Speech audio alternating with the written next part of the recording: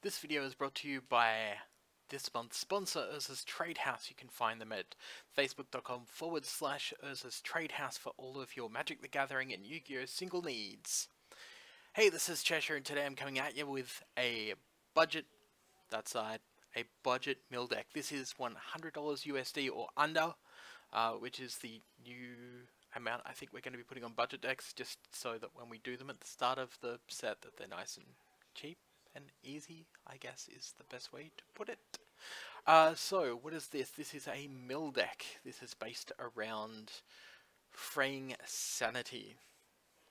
That one just there. So Fraying Sanity is 1 blue and 2 colors for an enchantment or a curse enchant player. At the beginning of each player's, at the end of, well, technically speaking, at the end of each end step, enchanted player puts the top X cards from his or her library into his or her graveyard, where X is the number of cards put into the graveyard from anywhere this turn.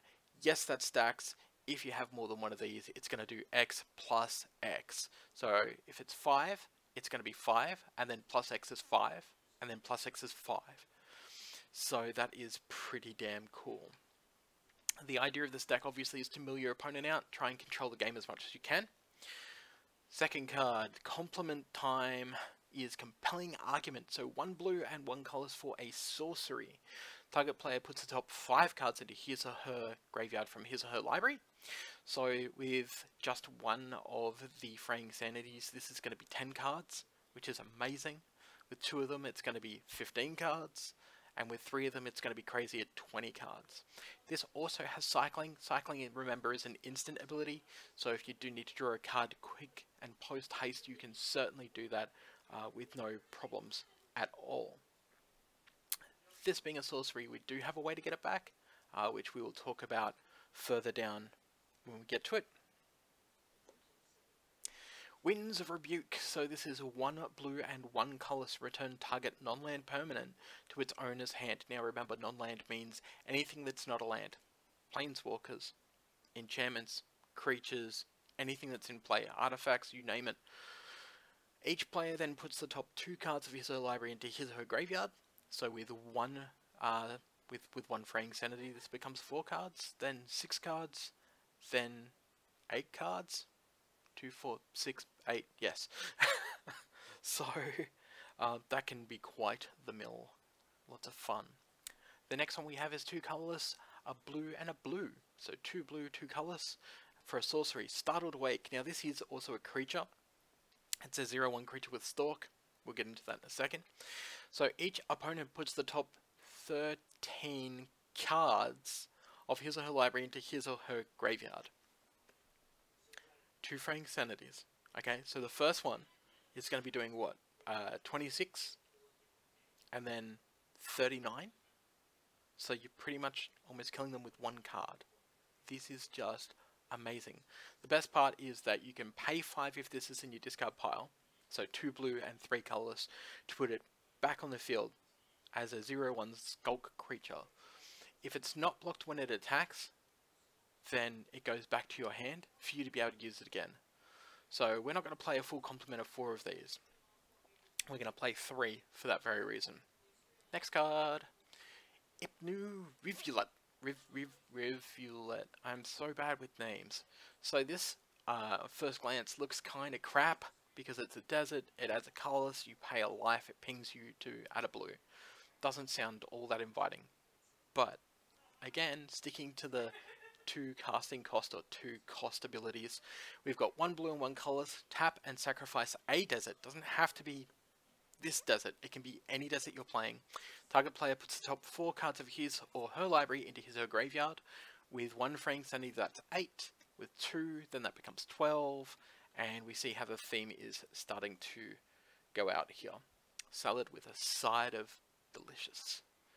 Next one, we are looking at our counter spells. So we've got things like Censor, just to help us control the game a bit more, because we really need to try and counter stuff that we don't want to see. So we're going to be using this, we're going to be using Disallow and Insidious Will. So Insidious Will allows us to copy a couple of different cards. You should already know what that is, and if you don't, you can find it in the deck list down below. You'll also find this review over on stickytrigger.com. Deck review, deck tech. And that will also be down in the links below as well. Next card is going to be Scribe of the Mindful, which is surprising. I know that somebody is actually going to be playing this card potentially. So this is a 2/2 human cleric creature for 1 blue and 2 colorless. It has 1 colorless, tap it and sacrifice Scribe of the Mindful to return target instant or sorcery card from your graveyard to your hand. A lot of times you might be using this to get a counterspell back, which is fine. We are running 8 counterspells, or 8 cards that can counterspells technically speaking. But you can also use it to get things like, oh, I don't know, Startled Awake back. Seems good. Seems alright. Yeah. Just wish we had a way to discard the lands that were excess. Other creatures that we're playing is Torrential Gearhulk. So we're playing 2 of these and 2 Torrential Gearhulk. I would even think that Scribe of the Mindful might need to be more. But Torrential Gearhulk's in there just to get our certain bounce cards like our Engulf the Shores and stuff like that back up into our hands to being able to use it to bounce stuff back. The good thing about Engulf the Shore is that you might even be able to get back your Torrential Gearhulks. So that's something to bear in mind as well. Last is our card draw, which should work. There we go. And we are playing Pull from Tomorrow. So, Pull from Tomorrow, and I'm just going to adjust some settings quickly here. There we go. Pull from Tomorrow, draw X cards, then discard a card. So this is just late game. We're only playing 1 of these, but we are playing 4 of the... As soon as it loads, here, Anticipate, yes. So we're playing 4 Anticipate because we want to dig down into the deck a little bit better. But the only reason we're playing 1 of these is because it's good, and it can refill our hand, but we really shouldn't need it that much. So, going back to the full deck list, as soon as it lets me. Deck list full, you shouldn't be up, you should be up. Thank you. Okay, so we have creatures for 2 Scribe of the Mindful, 2 Torrential Gearhulks. Torrential Gearhulks are the most expensive here, both of them together are 40 US. So without those, this deck would be approximately $60 US. So that's something you can do. We're running 1 Jace Unraveler of Secrets, and that is just for the scry and draw ability, for most off. 4 Anticipate, 4 Censor, 4 Compelling Argument, 1 Pull from Tomorrow, 3 Winds of Rebuke, 3 Disallow, 3 Engulf the Shore, because again, bounce is key in this deck. 1 Insidious Will, because it can copy our instants and sorceries, and 3 Startled Awake. Our enchantments, we're only running 4, which is the Fraying Sanity, and for lands, we're running 25 lands. Now, it is a control deck, so we could probably maybe look to up that land count. We shouldn't really need to, because a lot of our curve is between 1 and 4.